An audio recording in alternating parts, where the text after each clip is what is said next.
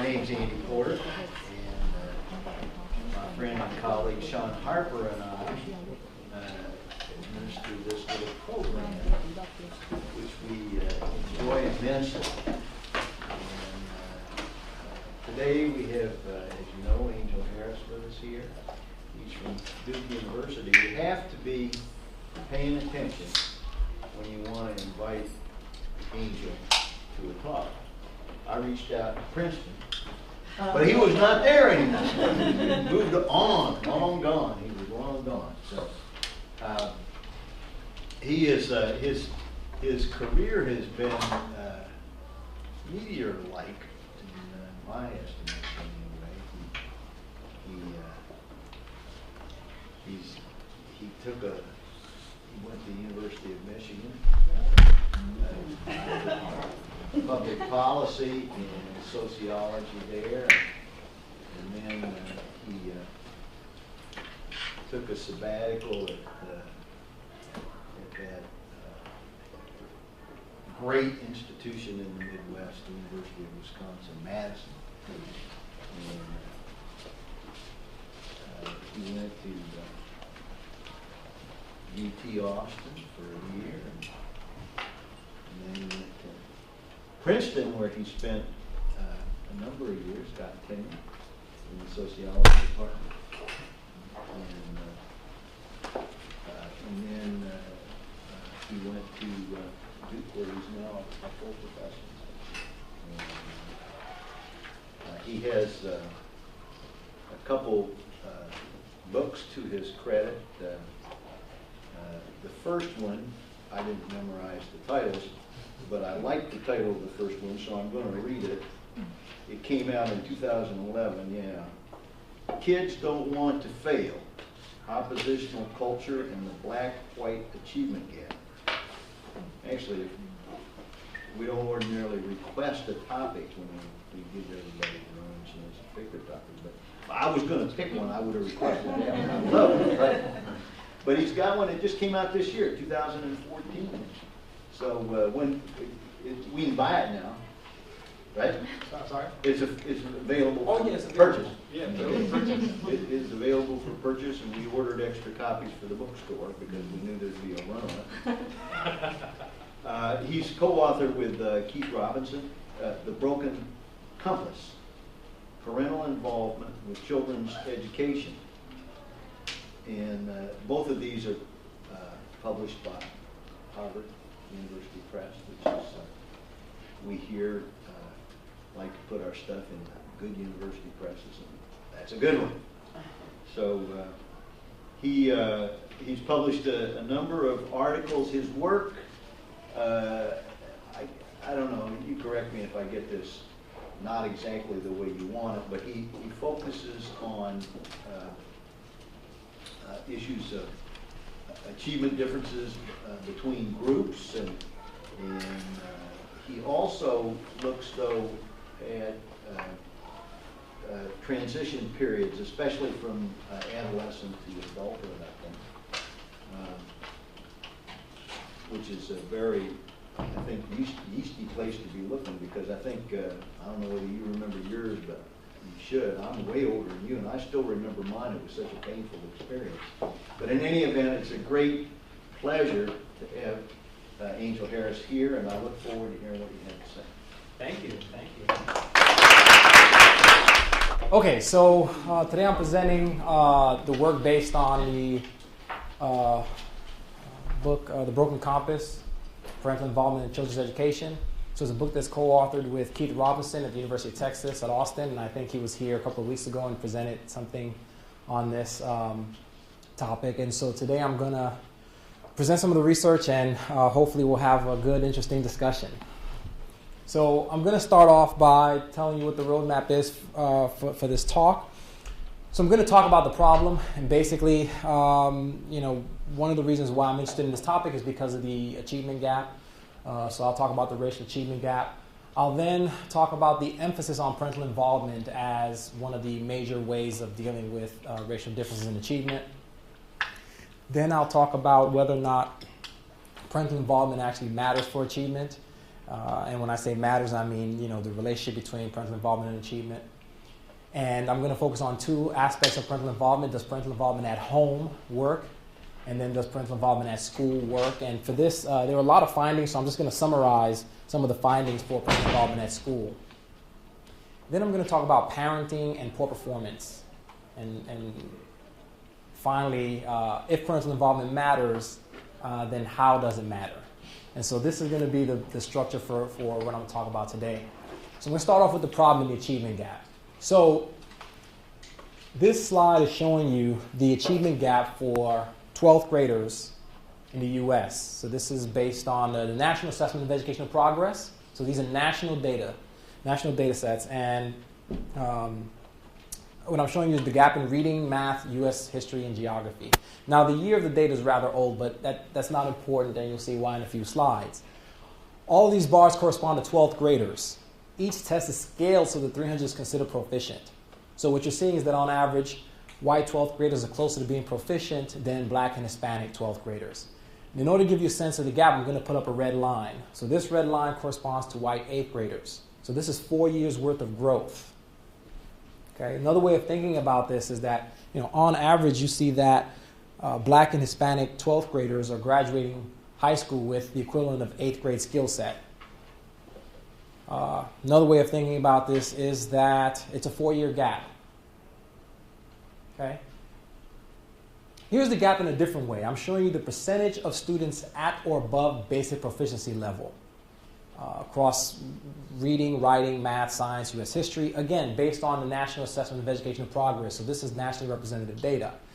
And I'm showing you this for Asian Americans, whites, Hispanics, and blacks, the percent at or above basic proficiency level. I'm going to highlight the bar for blacks. Slightly more than half of the black student population in the U.S., 12th graders, are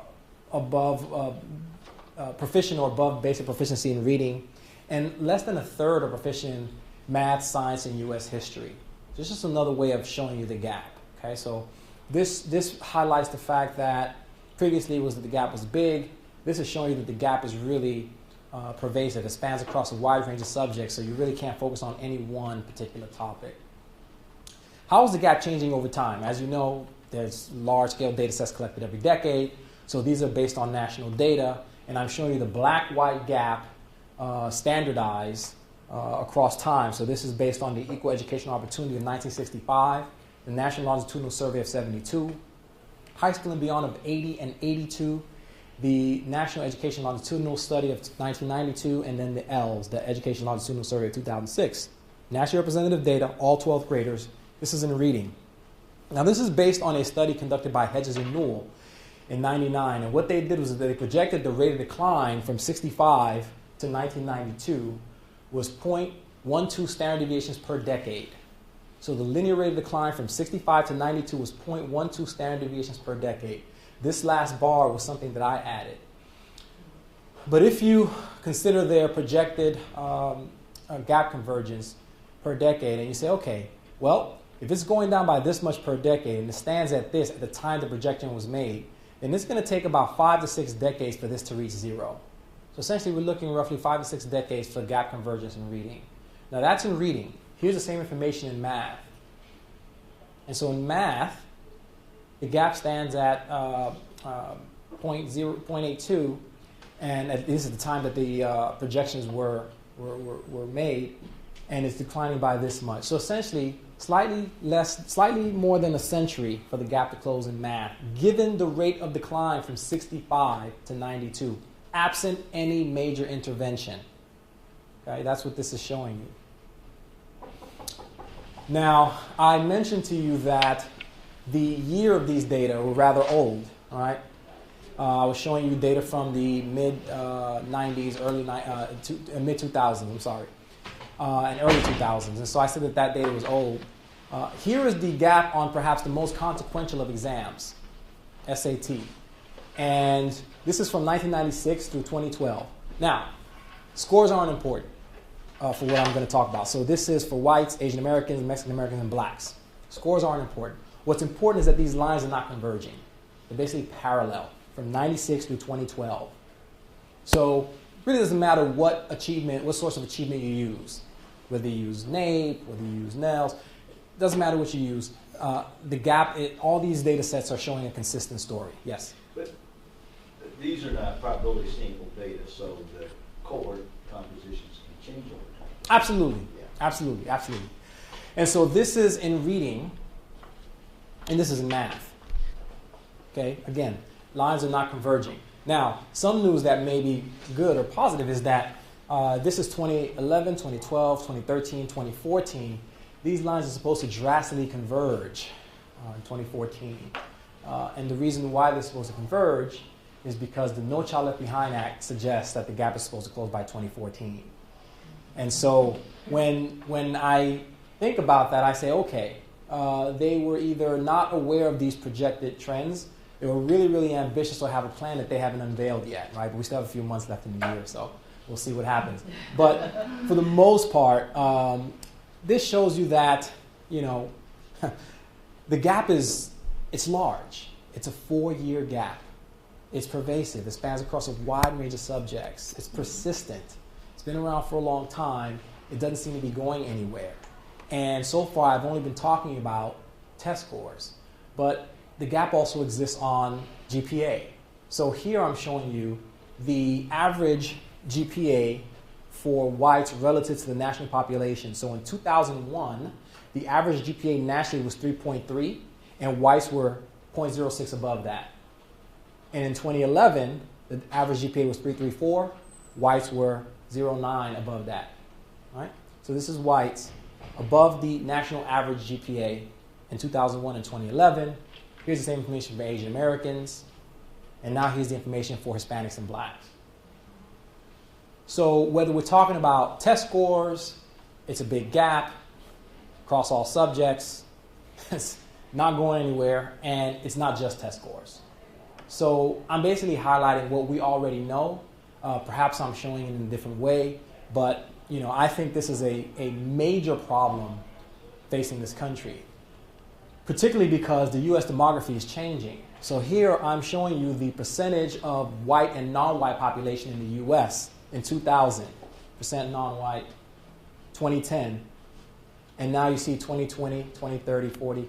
These are projections going forward. Even if you don't trust projections, think of it this way. 2030 is 16 years from now. We're not talking about 2150. 16 years from now, even if you have, right now we're at 36% non-white, say 40, 45. You cannot have nearly half your population walking around with 8th grade skill set. There's no way that doesn't affect everyone. That's why I think this is perhaps the biggest problem facing our country this century. And people don't really respect this problem. They don't respect it. And so oftentimes you'll hear superintendents say that they're going to close the gap within their time in office. You hear politicians kind of have these kinds of expectations. And when I hear that, it sounds to me as if it's like walking into the office of an oncologist and saying, there's been millions of dollars invested in cancer research, lots of studies on this, lots of resources. I want the cure by next week. Right? We would never say that because we respect that problem. We understand the depth of that problem. This, to me, is like that. It is a problem that we need to respect. And once we respect that, we can understand that this is perhaps going to be a long-term issue. Even if you don't believe the projections of 6 decades to 10 decades for the gap to close in reading and math, respectively, it's not going to close next year. Yes? Professor, why is this such an unrespectable problem? Yeah, I think because for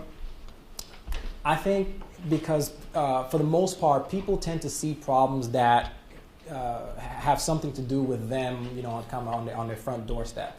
And so most people who have the resources and probably expertise and social capital, cultural capital to change this, oftentimes have kids who are going to very good colleges, very good schools.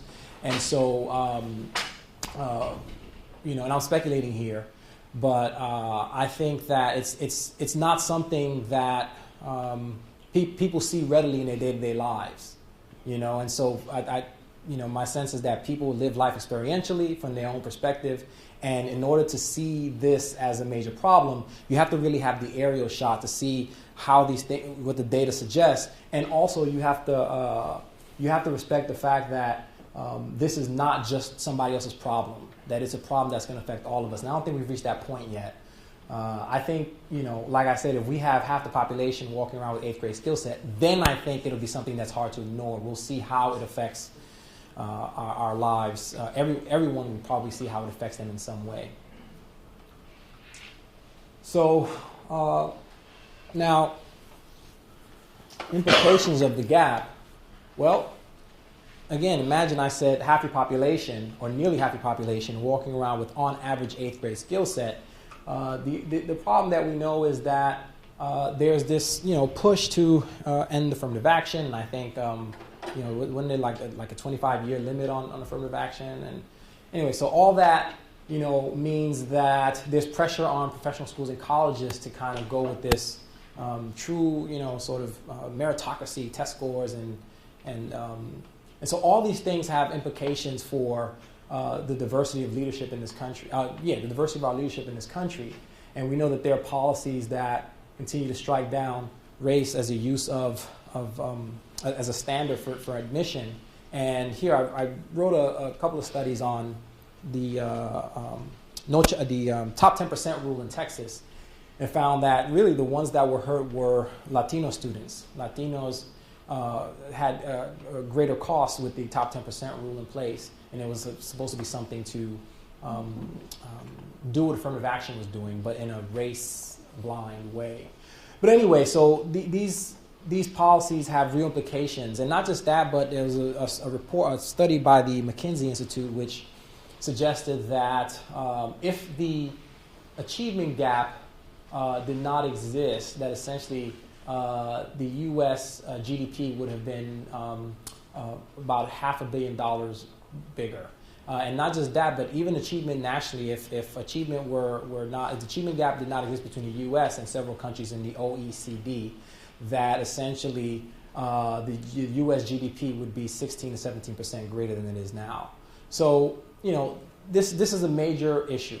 And I think it's a matter of time before people outside of the education community, education research, educators, see it as such. So emphasis on parental involvement. So there are a lot of theories that have been put forward to explain gaps in achievement. One was put forward by psychologist Arthur Jensen, and Herrnstein and Murray brought this back in the 90s, which is genetic deficiency. There really is not much support for this framework, although I'd be happy to talk about this some more, but there's really not much support for this, empirical support, and so as such, it's not something that people are really looking into very deeply, although there's a line of work from UNC Chapel Hill sociology where some scholars are kind of, I don't know if they're going in this direction or not, but they're kind of looking at kind of biomarkers as predictors of different social outcomes. And then you have school resources and things like that, where anything that falls under school funding, differences in family structure, single parent home, 2-parent home, household income, wealth, anything like that usually falls into this category. And this usually accounts for about a third of the gap, which is pretty substantial. It accounts for about a third of the gap. But the gap still exists in places that are well funded, like Ann Arbor, Shaker Heights, Prince George's County. And so we know that this doesn't really explain the gap. Then you have bias in testing. This is an explanation that I think actually has a lot to do with the gap in terms of college admissions tests. And I can talk about this more if people have questions about this, but this is one of the things that I think we need to be looking at.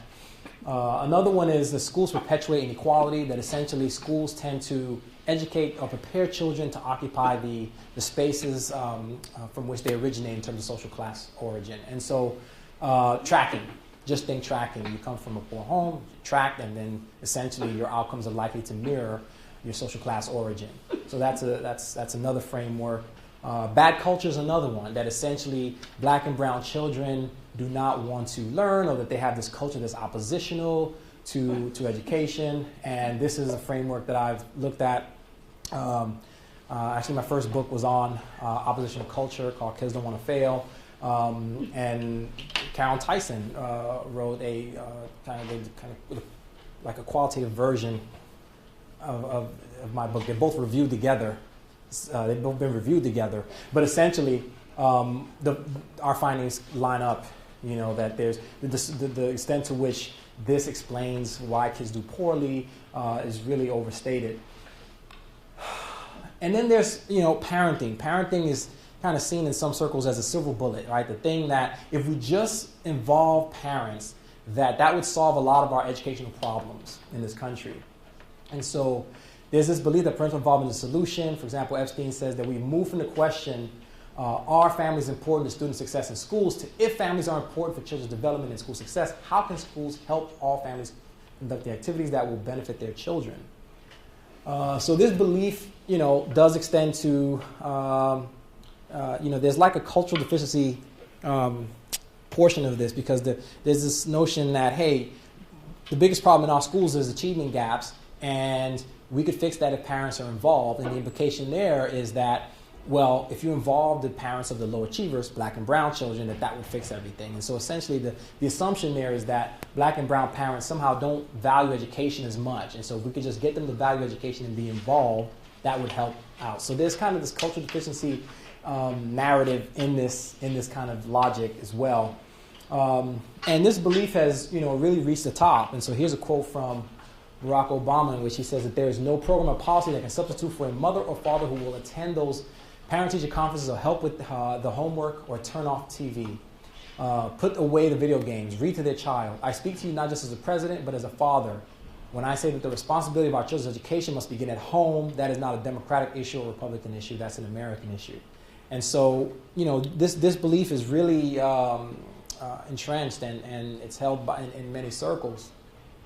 And it's a huge part of federal policy. So major federal policies of the last 2 decades for addressing schooling of children within the U.S.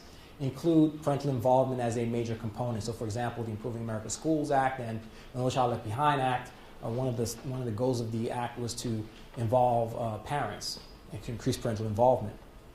Now, this is not, this is not a straw man here. I mean, there are, several states have a clause or have a month that they declare to be Parental Involvement Month.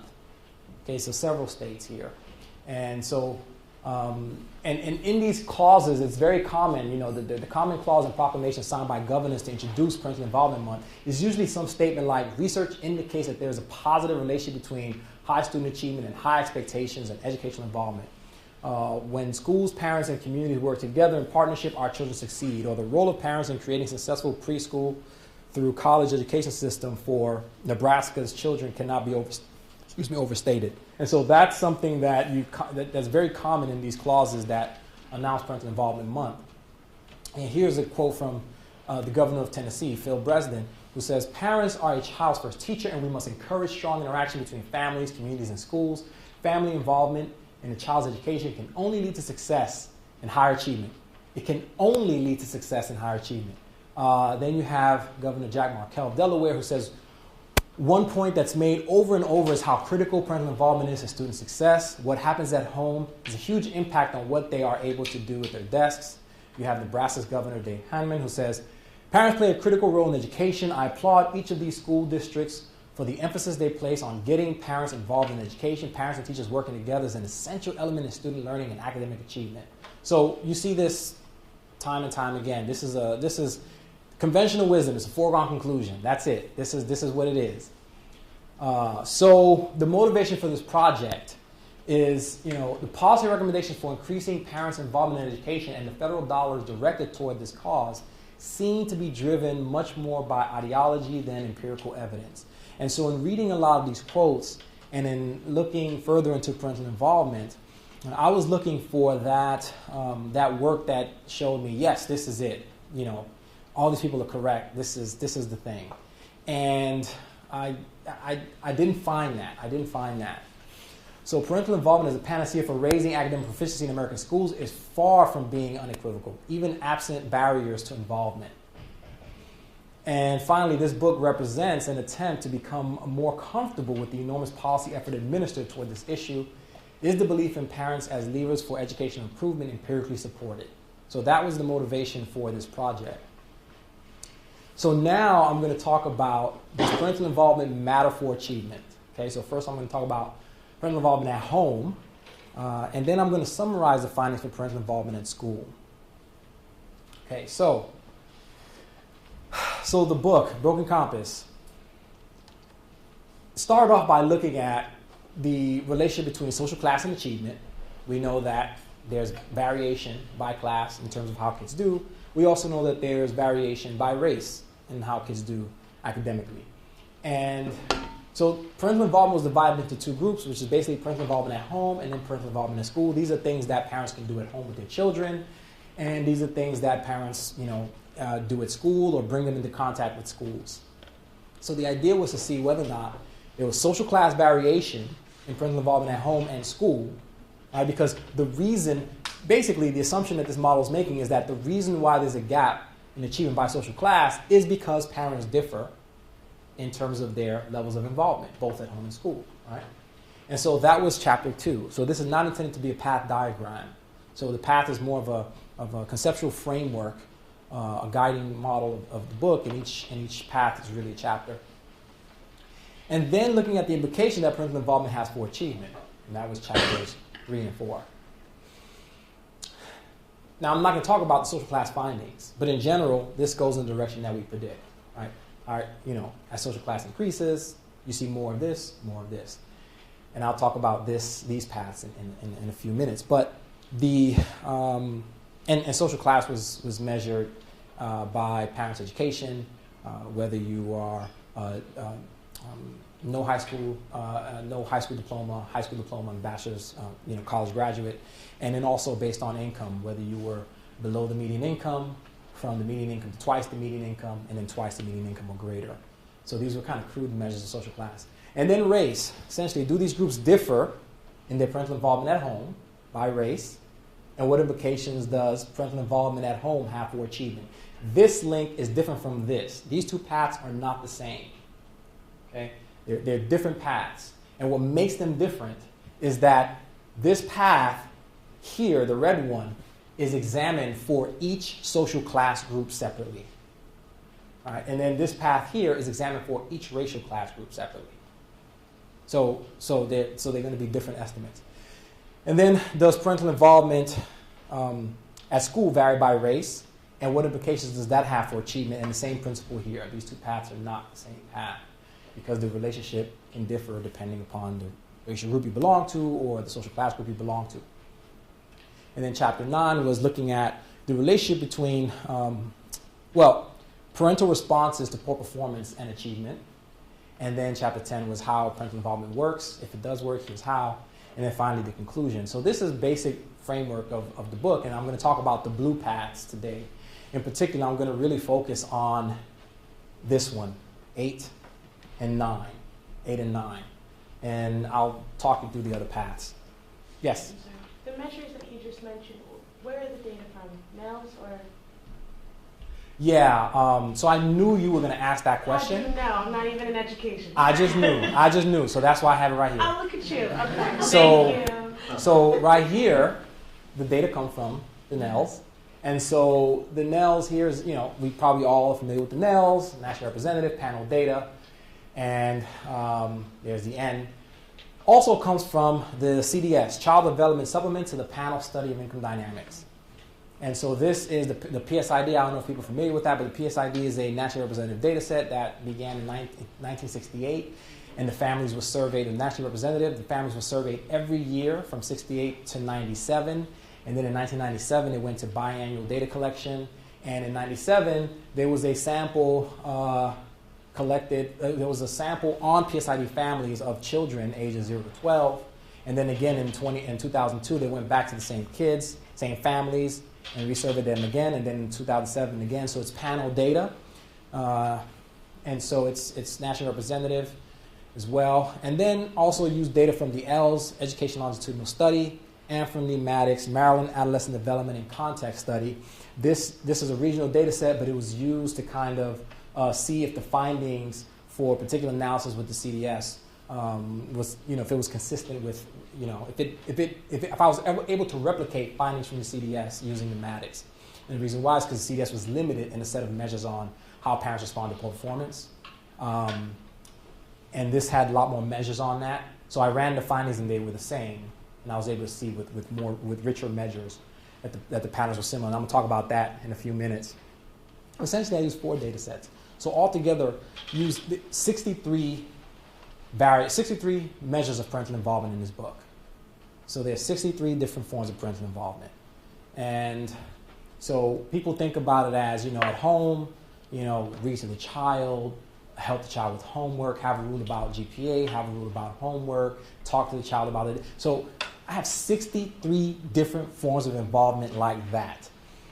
And in the book, for each form of involvement, just for each racial group, looked at the link between achievement and parental involvement for each group, for each of those forms of involvement. So there were over 2,000 equations estimated in the book, and they're all reported in there. So what are the groups? So I'm going to talk to you about the findings based on the NELs. So NELs, whites, Asian Americans, Hispanics, and blacks.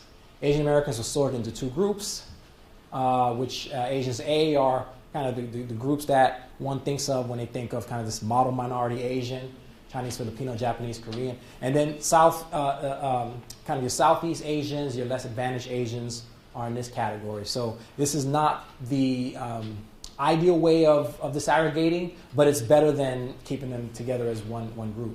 And then for Hispanics, it was Mexican Americans and then non-Mexican Hispanics. Again, the ability to disaggregate further was not possible given, there wouldn't be enough sample size in each group. But this was better than just going with whites, Asians, Hispanics, and blacks. Okay? And so for each of the groups, again, you have 6 groups here. Everything was run separately by race. Coding strategy. So this is important because this is where, so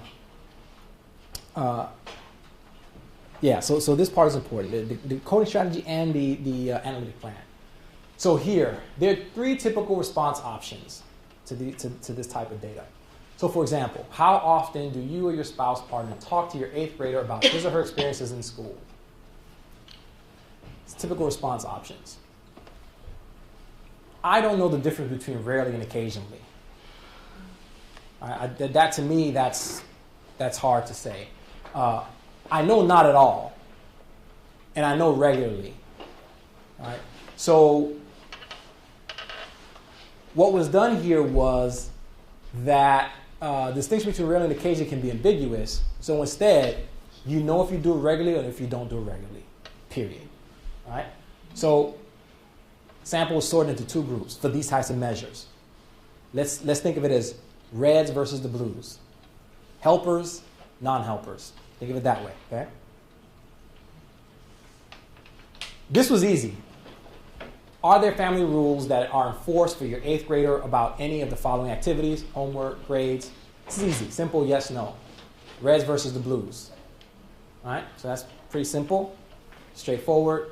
And as I go forward, you'll see that the findings are the analysis are very basic. There's nothing complicated. There's no magic. There's no hocus pocus. There's no HLM or SEM and constructs that are combined from measures that you really can't see. It's all basic. Then you have, since your 8th grader's school opened last fall, how many times have you or your spouse partner contacted the school about either you did it or you didn't? All right? So you see, either you did. So it's trying to find meaningful distinction and cut points in the data. And then when you look at the descriptive, statistics, what you find is that you'll have like 50-50 or 60-40, and you'll say, wow, the red has the bulk, and so this was meaningful. This obviously meaningful. You'll find that the cut points were really meaningful. The descriptives will tell you that the percentage is big and then smaller, right? Parental involvement is often discussed in dichotomous terms. People don't say, you're kind of involved and you're involved. It's you're involved or you're not. You do it a lot or you don't, right? So That's how people think about it. And for many parental measures, the top response option is selected as often as the other response categories combined, which is what I just said. So this is very basic. So the focus is on pervasiveness of involvement for racial groups rather than average magnitude of PI, parental involvement. Dichotomizing converts means into proportions. So the focus is on the share of parents that engage in a particular form of parental involvement regularly, or yes versus no, right? Or ever versus never, right? Okay, analytic plan. So this is probably the most important part here. Because it really shows what the findings are, how the findings were obtained. Okay. So looking at the link between parental involvement and achievement. Reading, math, and grades. Reading scores, math scores, and grades. Grades meaning GPA. So this is the basic model that was used. Very basic. It's achievement in high school as a function of parental involvement. Right? High school parental involvement at an earlier point in time. Interested in isolating estimated effect of parental involvement on outcomes. So achievement in high school as a function of your parental involvement in middle school, controlling for your achievement in middle school. And a set of background factors. X represents a matrix of the following crude but reasonable set of socioeconomic status variables and the observation specified in the model and its associated vector of coefficients. So essentially, this is a vector. So these are 3 different variables that measure parents' education, family income, and family structure, whether it's a 2-parent home or not. That's it. This is the only SES controls, socioeconomic controls. Very basic, crude measures of socioeconomic status. There's a reason for that, which I'll say later. So this is the model right here, okay? Analysis estimate the change in achievement from middle school to high school that can be attributed to parental involvement net of socioeconomic status. Okay, so B1. And net of middle school achievement. Yes, and net of middle school achievement as well. That's right. So, So, ask you a question, man. absolutely. Would be okay? Yep. So, let's make the world simpler than it really is, just Mhm. for sake of argument. Mhm. Let's say if you're an involved parent, you're an involved parent Yep. as long as you got that kid living with you. So Mhm. maybe if you were an involved parent in middle school, you were an involved parent in elementary school as Mhm. well. Mhm. And let's say that your parental involvement did make a difference in student achievement. Mhm. Then, so wouldn't that be reflected in your control of middle school achievement? Well, I'm just wondering yeah. if you didn't, Yeah. I'm just thinking that yeah. this particular equation might underestimate the strength of parental involvement toward achievement because you're going to control Right. for all of the good that maybe, I'm not saying it did, but if Right. it did, that happened up to middle school. What do you think about that? Yeah, no, it's a good question. So this is the model for analysis based on the NELs. For analysis based on the CDS, it was different. It was achievement from grades 6 through 8 as a function of parental involvement from when the kids were between ages 3 and 5.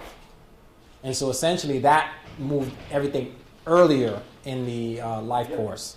And so that was data based on the CDS, because the CDS had kids in wave 1 from 0 to 12, and then in wave 2 from 5 to 18. And so I was able to tap into parental involvement at an earlier stage in the life course. And so that concern is addressed with the analysis based on the CDS. And the CDS and NELs were the 2 major data sets that were used for these analyses. So I'm showing you the data based on the NELs. It's arbitrary to some degree. I could have shown the CDS as well. But I'm showing you the data based on the NELs because the findings are pretty much consistent whether you look at the CDS or the NELs. So essentially, B1 is what we're looking at, right? So remember, it's the estimate of achievement as a function of parental involvement, right? So I'm calling it, to be simple, good guys versus bad guys. Helpers, non-helpers. See, they're involved. These folks are not involved, okay? And they're too busy to be involved. B1 is the difference in achievement between the red kid and the blue kid. That's all you got to know. That's all you got to know. And B1 was obtained from this formula. So the number was only obtained because these other things were in the model, where this is the crude measures of social class. All right? That's all you got to know. So we're just going to look at B1. That's it. So if parental involvement is read to child, for example, if it's read to child, where reds read regularly and blues do not, and reading to child works, then B1 should be positive, indicating that the achievement for this kid is bigger than the achievement for that kid. All right? If the scores on a reading test is 20 for the blue kid and 25 for the red kid, 20 and 25, B1 will be 5.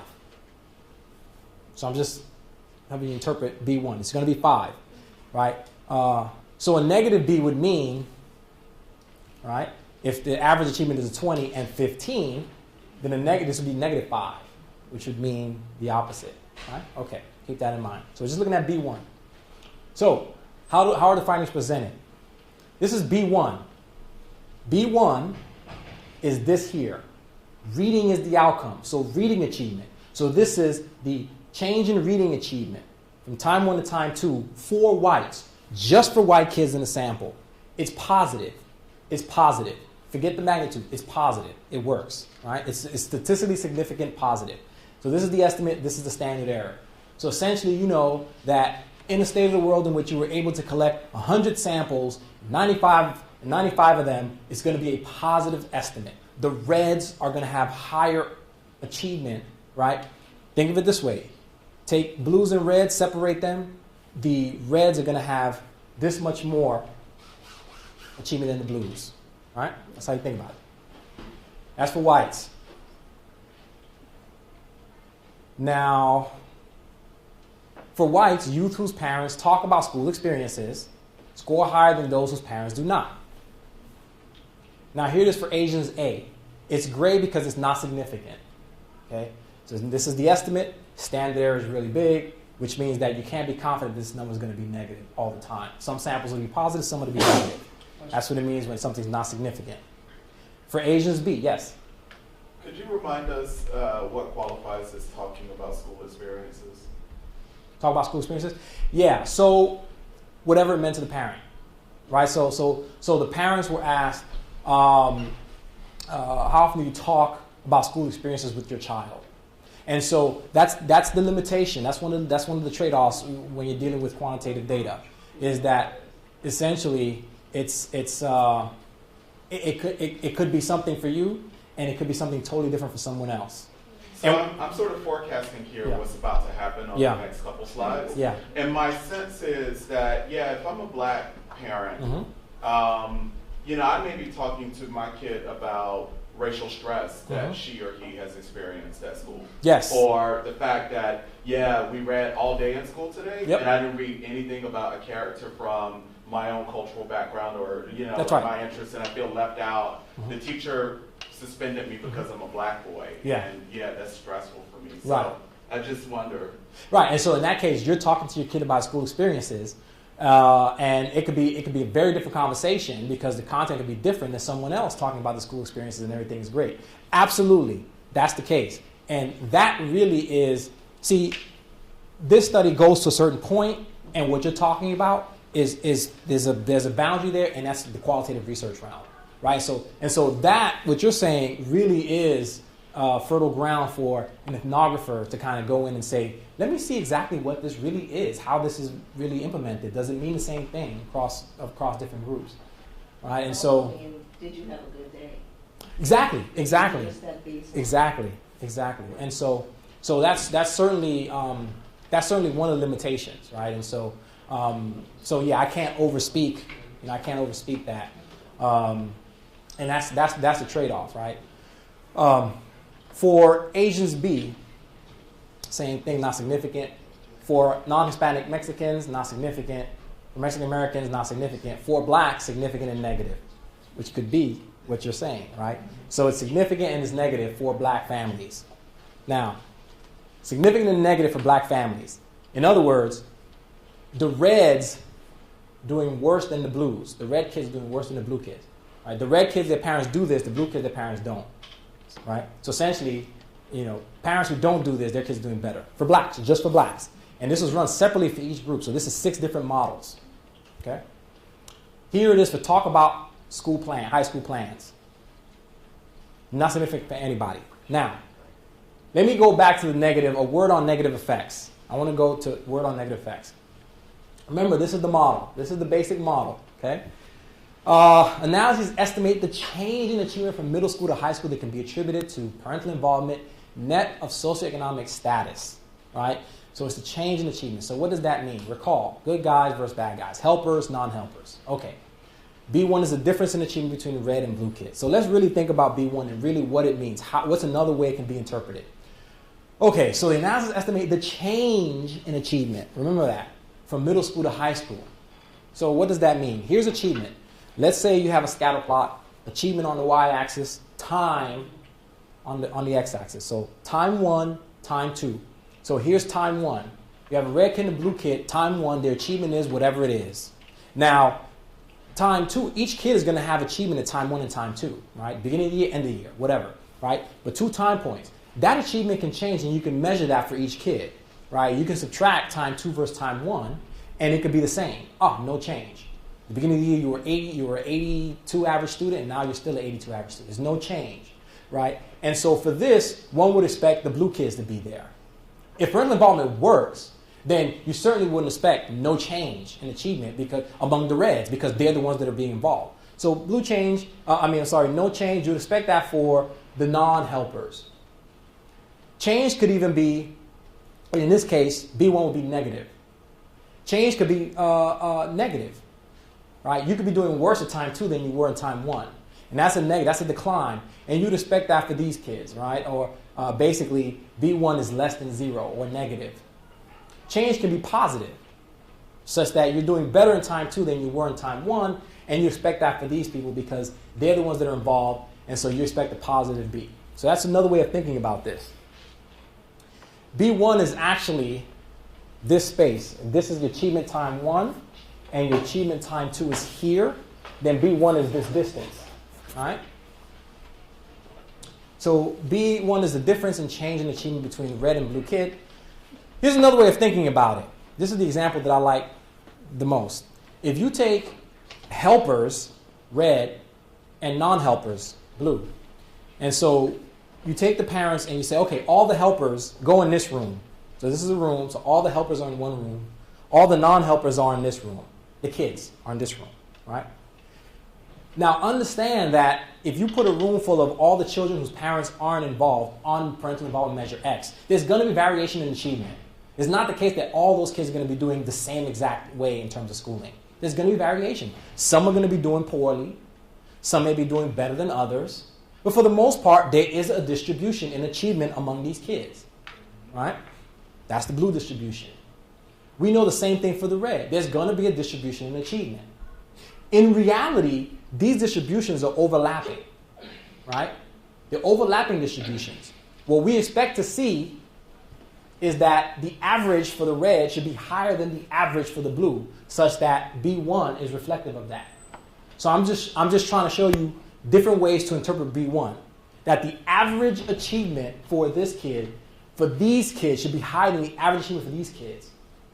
And the reason why I'm hammering that should be clear on the next slide.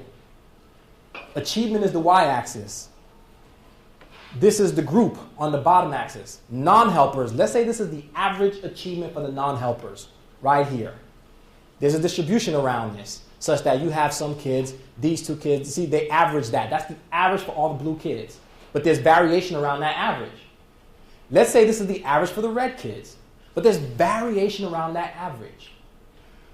The findings from this book have received a lot of pushback.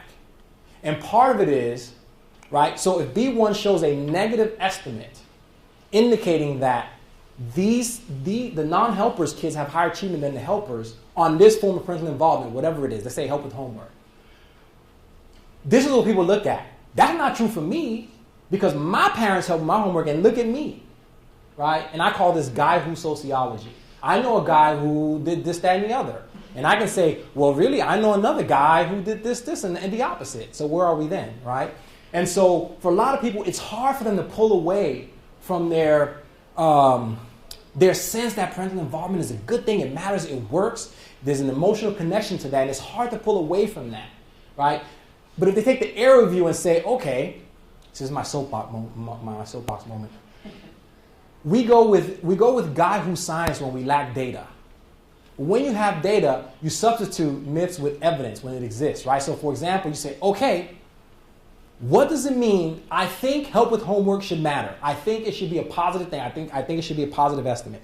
But what do you do if we take parents and we put, the helpers in one room, the non-helpers in another room, we measure achievement at time one, then we measure achievement at the end of the year, and I say to you, wow, the growth in achievement was bigger for the non-helpers.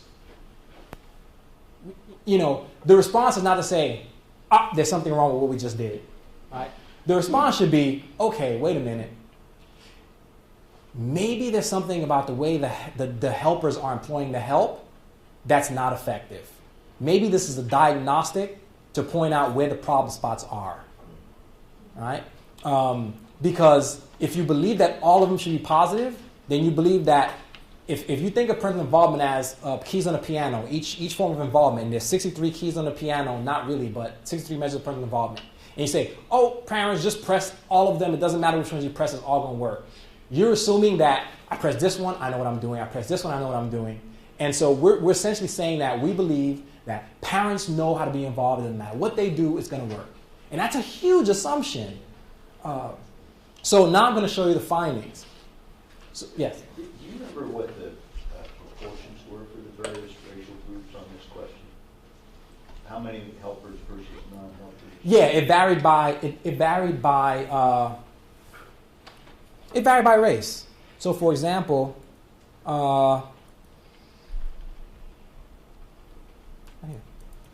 so it varied by race. Parent-child discussion. A portion of parents would talk to their child regularly about school experiences. Whites, Asians A, Asians B, non-Mexican Hispanics, Mexican Americans, blacks.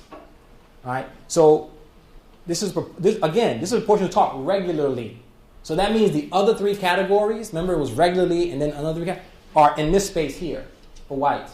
Because this 83% said regularly. So that means the other three response categories share the other 17% for whites. You see what I'm saying? So these were meaningful cut points, right? But you see that whites, a greater share of whites than all the other groups. But look what happens with discuss high school plans regularly. Whites are here. This group doing worse. No, let's look at the groups that are doing worse than whites academically. Asians B, Mexican Americans, and blacks. They do this more. So this cannot be a reason for their lower achievement. They do this more. So this cannot be a reason for their low achievement. All right? So then we go to parents' rules of expectations, rule about GPA, rule about homework. Parents are fairly similar in terms of how they involve at home. They're very similar in terms of how they involve at home. Proportion of parents who help decide child's courses in high school, almost nobody. Frequency parents help child with homework, pretty low across the board. All right. So anyway, so there's not so much variation at home. Where the variation exists is at school. That's where the variation exists. So let me continue here. So this is reading achievement as the outcome. I showed you talk about school experiences. Remember, I had this blown up, and I showed you that for whites, it was positive, and for blacks, it was negative. Now let's take a step back and look at all the other measures. Talk about high school plans. Talk about post-high school plans. Have rules about homework. Have rules about grades. Parent decide school courses. Parent help child with homework. So let's look at this here. Six groups. 6 different equations. Whites, Asians A, Asians B, non-Mexican Hispanics, Mexican Americans, and blacks. 6 different groups.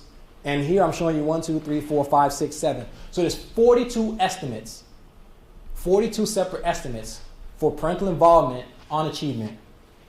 White youth whose parents talk about school experience have higher reading scores than those whose parents do not. And black youth whose parents talk about post-high school plans have higher reading scores than those who do not. 2 2 out of 42 estimates are positive. 5 are negative. So, right, there's 6 groups, 7 measures of parental involvement, 42 total estimates, 2 positive, 5 negative, 35 not significant. One thing I tell students, I teach graduate stats at Duke, and one thing I tell students is there's a tendency for quantitative researchers to start to believe that the numbers are real and the estimates are precise. Do you have the right estimate? Is this estimate wrong? What's your error? And they get so caught up in that. And I like to take a step back and say, none of these numbers are real. These are all estimates. They're not real. You can't trust any one number by itself unless you're dealing with something in the natural sciences like blood pressure, sugar levels. That's different. But with social stuff, these are just estimates, and they're imprecise. So I don't like to look at precision of estimates. I like to look at preponderance of evidence. And for me, if parental involvement was a good thing, you should have more than 2 out of 42 significant, positive. We should just see more, even if by random chance. Angel? Yes? In the book, do you talk meaningfully, or do you talk a lot about other groups beyond black and white? So I see for Asians, for example, it appears Asians A. Yes. It looks like 3 of them are negative, right? Yeah. Do you do some theorizing about why that might be the case? For example, talking about high school plans, like why might that have negative effects for Asian A? Yeah, so in the book we talk about blacks, whites, and Hispanics get a lot of the airtime in terms of discussion. Asians A don't really get much discussion because this is a group that has higher achievement than whites. So this is a group that's doing the best. We want all our kids to be achieving like them, in theory, right? So this is not a group that presents real concerns for our problems academically. So this here we don't really get into why this is, and yeah. So and there's a reason for that, which you'll see in a second. This is math. 4 positive estimates in math. For the most part, there's nothing going on. The difference in achievement between the parents, remember the parents who help are in one room, the non-helpers are in another room. Difference in achievement between the 2 groups is virtually non-existent. And this is grades. Again, 4. So preponderance of evidence, just aerial shot, what's happening. And so if you look at it this way, there were 9 measures of parental involvement total. I showed you 7 times 3 academic outcomes: reading, math, and grades. Right? So there are 9. So there's 27 total estimates for whites, because each of the 9 measures were used to predict achievement. Each of the 3 measures for just whites. 6 estimates were positive, 7 negative, 14 not significant. For Asians, A and B. For Latinos, non-Mexican and Mexicans, and for blacks. So if we take a step back, we say, okay, 12% of the estimates were positive. 12% were negative. 76%, there was no difference in achievement between the helpers and the children of the helpers and the non-helpers. And this is, if you want to look at discuss school experiences, there were 2 positive estimates. I forget which groups. We have to go back to see which groups. 13 not significant and 3 negative. So that's how you see this graph. And so this allows you to see that help with homework, where's help with homework? Somewhere down here. Help youth with homework, there was 1 positive, 12 not significant, 5 negative. And so, yeah. So anyway, and this is the summary for parental involvement at school. And I'm just going to show you the summary of this. For whites, 17 positive. There were many more. There were 18 measures of parental involvement based on Nels, times 3 measures of achievement. And this is positive, not significant, negative. And when we take a step back and look at it, you had 12% positive, 15% negative, 73% not significant. Again, I'm just saying, if this is truly the silver bullet, right, by accident you should find 50-50 or more in terms of positive, negative, right? And that's not the case. So parenting and poor performance. This study here, what I'm about to show you here is really crystallizes for me why I think parental involvement may actually be, in traditional sense, may actually be a negative thing. So this is based on a CDS, And the sample is sorted into two groups.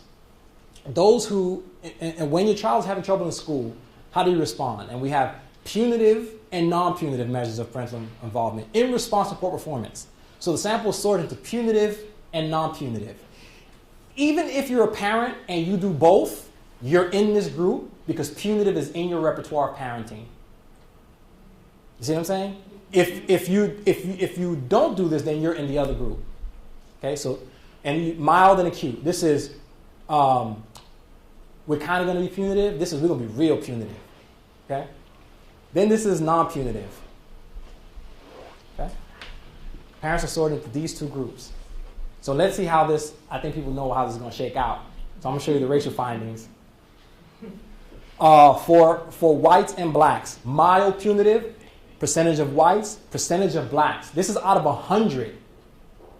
39% out of 100 mild. And then acute, whites, blacks. Think about that. 62% of the black sample is in punitive. 62% is punitive versus 28%, 29% for whites. That's a huge percentage. So the other, 38% is in a non-punitive for blacks. Okay. Now this is non-punitive. Whites do more non-punitive. Blacks do more punitive. In response to poor performance, whites do more non-punitive. How do these things relate to achievement? Mild is associated with declines in reading for whites. Acute is associated with declines in reading for whites. Everything blue is negative. Mild and acute are associated with declines in achievement for just about all the groups. For whites, for blacks, parents with less than a 4-year degree, parents with a 4-year degree or greater, this is not significant. That's why it's gray. Punitive hurts. Remember who does it more. Okay. Punitive hurts, non-punitive helps. So when you ask me, do you really want black and brown parents, let's say black for now because I don't want to speak the data, and we say we got to close this achievement gap. We got to bring up the achievement of these kids at the bottom. I know, let's get those black parents involved. Do you really want to do that? I say be careful what you ask for. Because what you're asking for is perhaps something that's going to exacerbate the problem. Inadvertently, because they're responding to poor performance. Right? We can't assume that parents know how to be involved. Here are all the measures. Here are 38 of the 63 measures of parental involvement. 38 of them, okay? There's involvement at home, involvement at school. So here are 38 of them. This is based on the NELs. Imagine all of these at home, 9 measures as vector 1. Vector 2. Whether the parent contacted the school, whether the school contacted the parent, 8 measures, and participation at school, PTA meetings, stuff like that, they're 4. So 9, 6, 8, and 4. So there's 38 measures of parental involvement here I'm showing you on the screen. This is I'm just showing you for reading, the raw unadjusted gap in reading. Asian Americans do better than whites. Asians B do worse than whites. Hispanics do worse. Mexican Americans do worse. And blacks do worse than whites. Just relative to whites. What happens in a state of the world in which the parents are similar in vector 1, parental involvement at home? That explains 4% of the black-white gap. What about, now this is this model. This is just PI at home. All 9 measures in the model, that's what you get. That's the estimate for achievement gap. From that to that, 4% decline. Now what happens if we take this out, we take out the 9 and we put in the parent-initiated contact, 8% of the gap. I'm just focusing on black-whites here, 8% of the gap. What about if we take that out and put into school contacts the parent, 13% of the gap. Take that out and we put in participation at school, 4% of the gap. What if we put in all of these measures at the same time? 13% of the gap. What if we take out those measures, all those parental involvement measures, over 20, and we put in 3 measures of social class? Parents' education, income, and marital status. That's all, just those 3. It explains more of the gap than just about anything parents do. Positionality matters. All right? This is a story about whether parents care, want to be involved.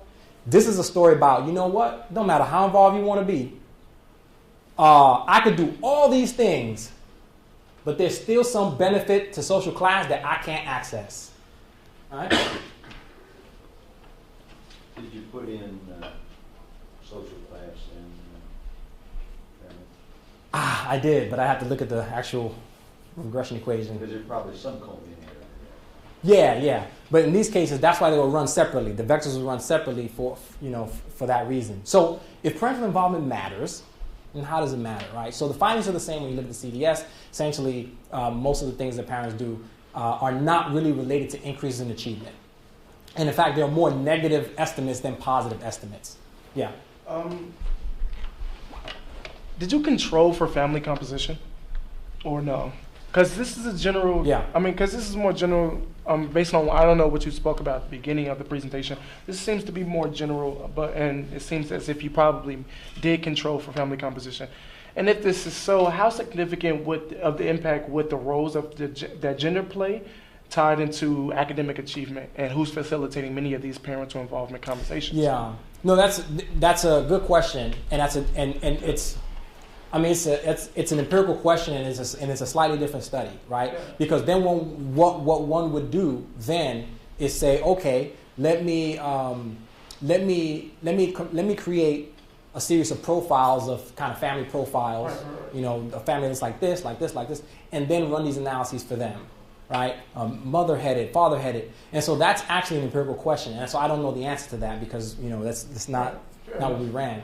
But it's a good question. So then if parental involvement matters, how does it matter? And again, most of the estimates were not significant, and they were more negative than positive estimates. And what negative simply means is that the children of the helpers had a lower growth in achievement from time 1 to time 2 than the non-helpers, right? And so if you take emotion out of it, you say there's something about this form of involvement, if it's negative, that parents are enacting. Like the one would talk regularly to your kid for blacks that was negative. An ethnographer might go in and say, makes sense, I see why. Listen to the nature of the conversations. This measure is different across racial groups. You see what I'm saying? That's a diagnostic. That's something to know. All right? So I think that people, especially educators, should kind of view this as saying, look, I'm not going to go and tell parents how to parent based on this, but at the very least, it's useful for me to know when blacks engage in these things associated with declines, moratorium on those things. Everybody stop doing that. Let's find out what it is, how that's being implemented. We need to know more about this because right now it's associated with declines. Anyway, so how is parental involvement? If it works, here's how.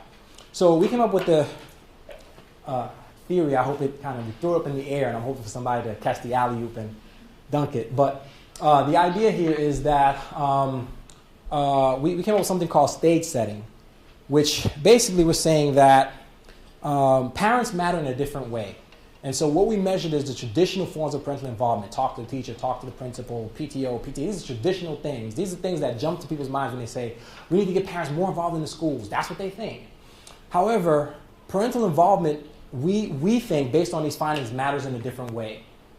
So when you ask students, what did your parents do to help you academically? Oftentimes people will have a hard time remembering these factors. Say, my parents didn't do many of these things.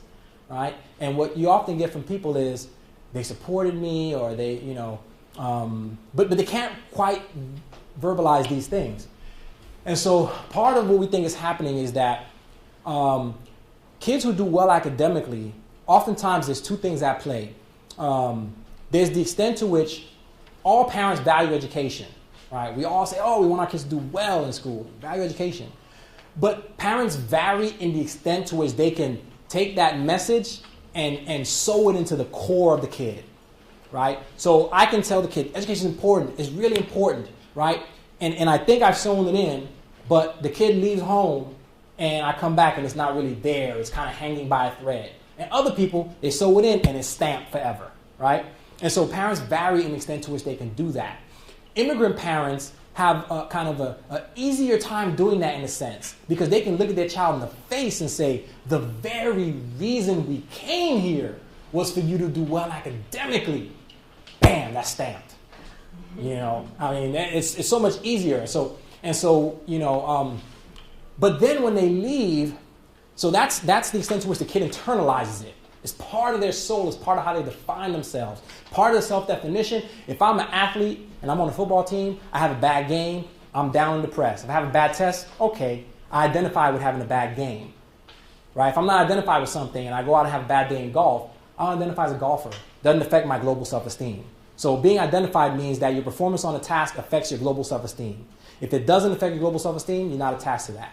So to what extent can you be attached? Everyone who's at Penn as an undergrad probably sees themselves academically as part of their identity. So that's one thing. When you leave the home, there's a social context. And parents are limited in terms of how much they can control that. If you're poor, the best we can do is choose which neighborhood to live in, or choose which area to live in.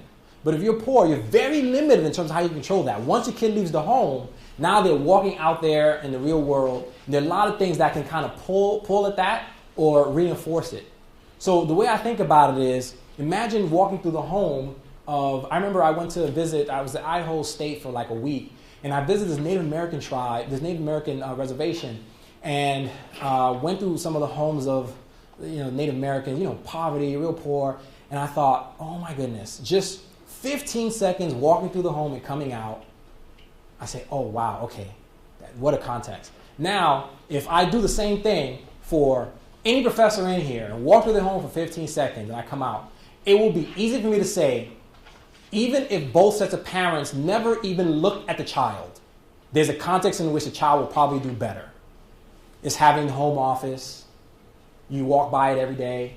It's having most of your parents' friends have education levels above the national average. It's discussions that you hear, dinner parties. You have discussions where you hear somebody say, really, Bob, on what basis do you mean? Well, if you actually look at it, kid's not in the room, he's in the other room, but he hears it, osmosis. Now all of a sudden, he knows, I'm going to get in a conversation with dad, I want this. He's ready for verbal jousting. Because dad can say, well, what do you mean? On what basis? Why do you want that? He's got to defend his position, and he's got to come right. All these things are kind of, you know what I'm saying? That's involvement. That's involvement, I guess, but not really. If I'm doing that and I'm a professor and you're poor and you don't have access to some of those things, I shouldn't get credit for being a better and more involved parent than you. My kid is benefiting from something that I'm able to provide them that I'm not even conscious that I'm providing them. I get in the car, NPR is playing. You see what I'm saying? Right? Okay. So that's kind of conduciveness of learning environment. Right? You're walking through Beverly Hills versus Compton. That's a big difference. Yeah. So this is the last slide, by the way. Yeah. Angel, I bought what you were just saying. I just didn't like the example. I didn't like the framing.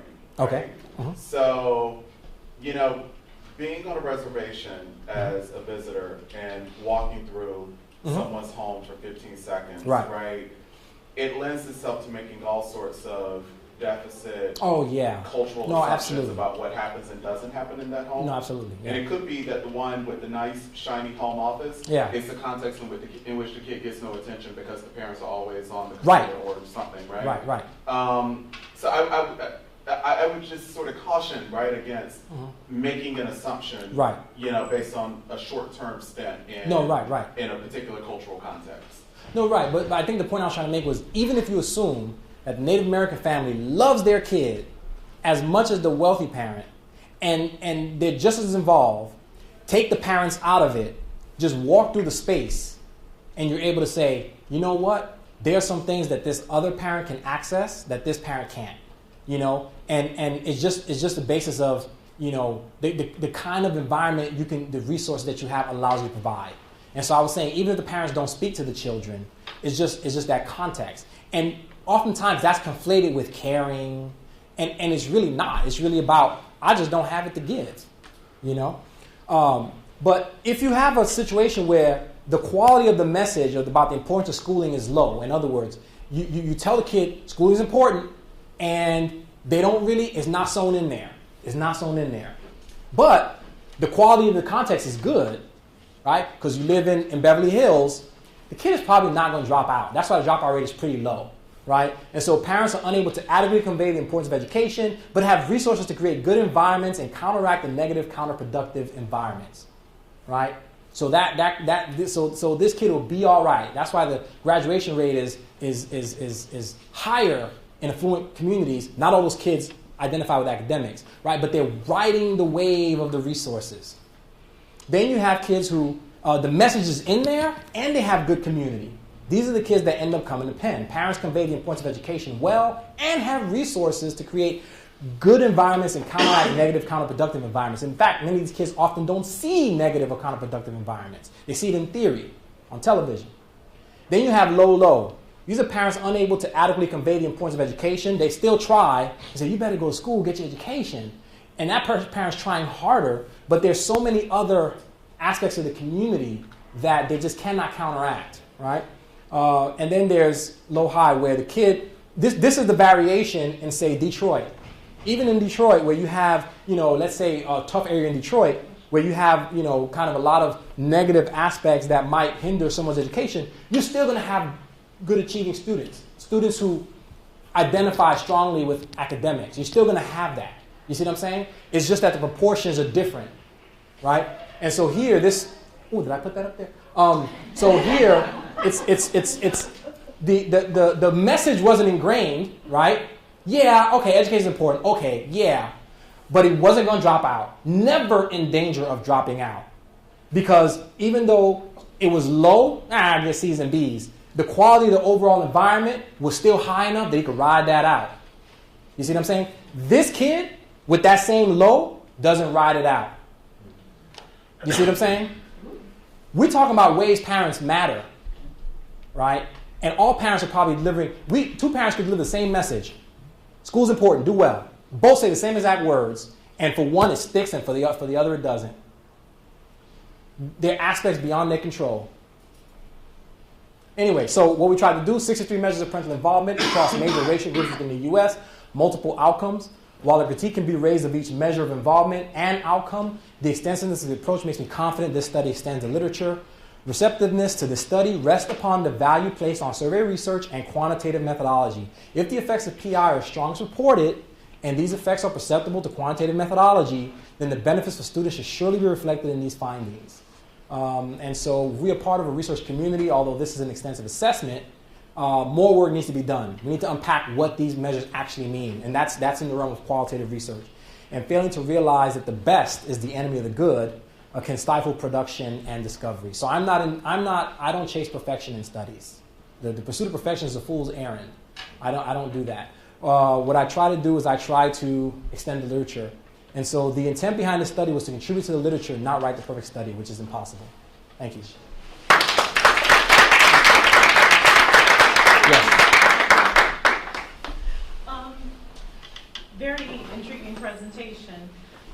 Through it, I was just wondering how you account for the spread in academic performance between siblings, because, and that is something that, again, I'm a qualitative researcher, so, sitting in school environments, having taught for almost a decade, how do you account for that? So you have children in each of those quadrants who are listening to the exact same message, and in the high SES homes, generally, those students are not going to drop out, but then in lower SES homes, you do see where it's more there's a consequential. spread. Yeah. So how does your research account for that, or is that something that we need to look at as qualitative, or? No, and that's something that this study doesn't account for, right? So this study and that's what's frustrating about this, is I feel like it looks at a lot, does a lot, but then it's in the box to some degree, and I can't step beyond that, because then it's speculation.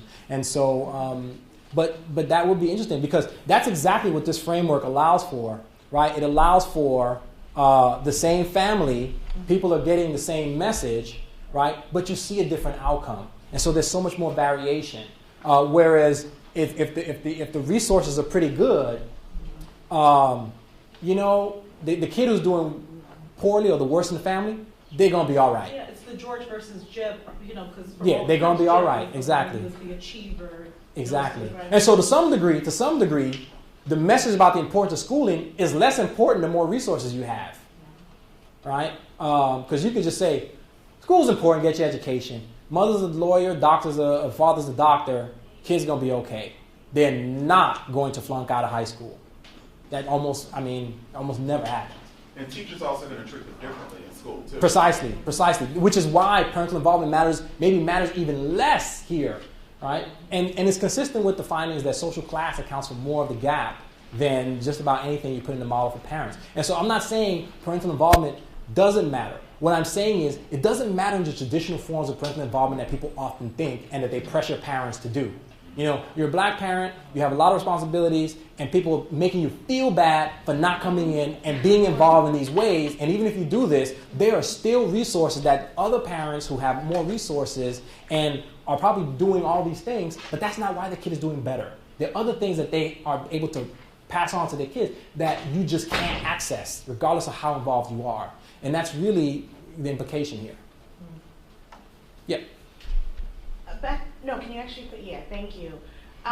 This idea about the importance of the message, I'm curious because the variation amongst people of color where blacks were doing the poorest with the reading and all the other scores, math, GPA, etc. Especially just a moment ago you said that the message matters less if there are more resources at home and in the family. So if there's a question of the immigrant parents saying, we came here so that you can get an education, I'm thinking of so many immigrant parents who are also business owners versus black parents, my mother included, who always, it was our mantra, school is your ticket, and she had nothing. So the message was really, really strong, and there were fewer resources, yet with many immigrant parents, they're business owners, and they have social and cultural capital, certainly more so than black folks. So how does that explain those measures that were still significant, where blacks were faring so much poorer than the model minorities? Yeah, well, here's the thing. I don't know. Today I kind of knew that you were going to be here and ask what you're asking. I'm a party crasher. I knew it, so I came ready. Okay. I said, I know she's going to ask this. I said, I know she's going to ask this question. Okay. So Thank you. this is kind of the. So imagine here you have Africa, the U.S., distribution of socioeconomic resources. In Africa, you have a distribution. There's a distribution everywhere on just about everything. If not, it's a constant. Right? So you're going to have people who are below the average, above the average in terms of SES, resources, whatever it is. So you have low and high. Who are the people that move?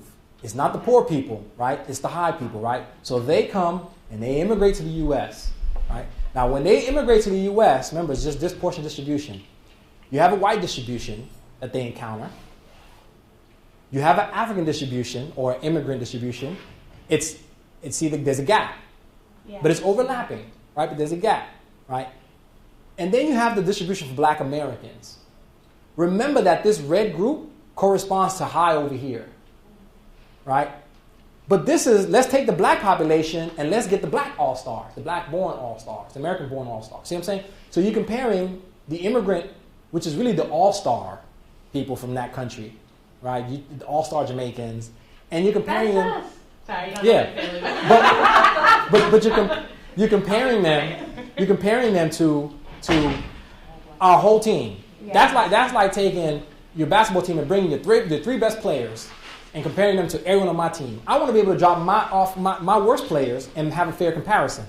And so studies show that if you compare the all-star black Americans to black immigrants, who are the all-stars from their countries, what constitutes all-star black Americans? People are probably saying, mine all-star, mine. All-star black Americans are African Americans who live in states other than which they were born. So movers, right? When you compare African Americans who live in states other than which they were born, the differences in health, wages, achievement disappear between them and immigrant blacks, because now you're comparing apples to apples. Now you're taking the higher stock African Americans and comparing them to the higher stock of the immigrant groups.